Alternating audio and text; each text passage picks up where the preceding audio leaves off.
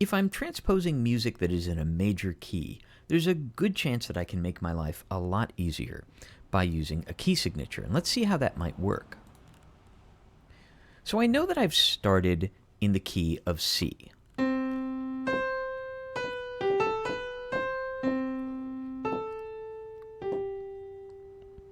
But I don't necessarily know what key I have ended up with after I've transposed the melody a minor third.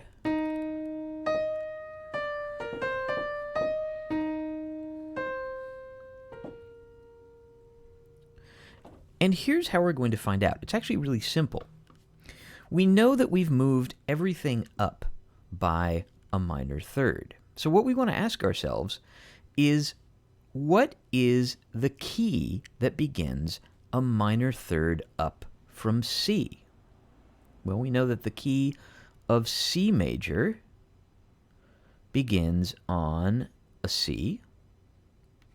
So what is the key that begins a minor third up from C major? Well, what's a minor third up from C? We know that a minor third up from C is E flat. So if we move a melody from the key of C major up a minor third, we're going to be moving that melody up into the key of E flat major.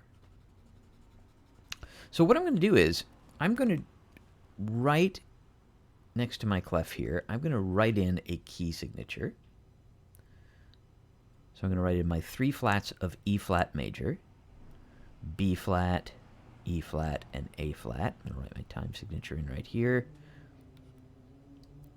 And now, I'm not going to transpose. I'm simply going to bring down the notes from my transposed melody.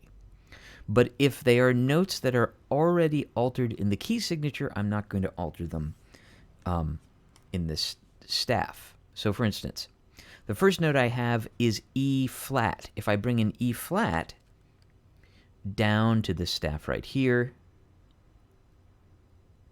notice this. Since I'm within the key of E flat, my E flat is already flatted in the key signature, so I don't have to put a flat in front of that. Same with the next note, the E flat. I don't have to write out that flat. And then the D natural is going to stay the same. Then notice the next note is B flat. Well, guess what? There's a B flat in my key signature, so I can just write the B flat here, and I don't have to worry about writing out a flat. Then C, then D, then E flat is the next note in my key in my transposed melody. And look at this. The E flat is covered by the key signature, or altered in the key signature. So, look at this. I can write out this entire melody without having to add, or without having to constantly write out those flat symbols. And I can do the same thing with the E flat here, and the C, and then the B flat. It's just a lot cleaner to look at. It's a lot easier to write out. Notice, though, by the way, the actual notes that I'm playing between these two staves are exactly the same. I'm not changing a single pitch.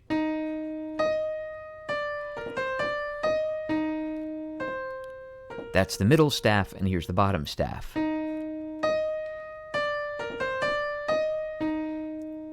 They sound exactly the same. So it's just a matter of, it saves me using the key signature, saves me writing out all of those flats when I don't need to.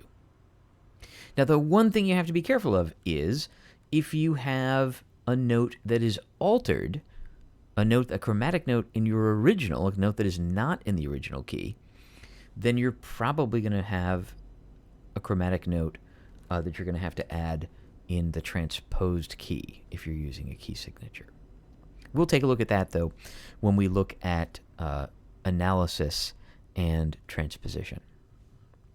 In the next video, let's see what we can do if we want to try transposing some chords.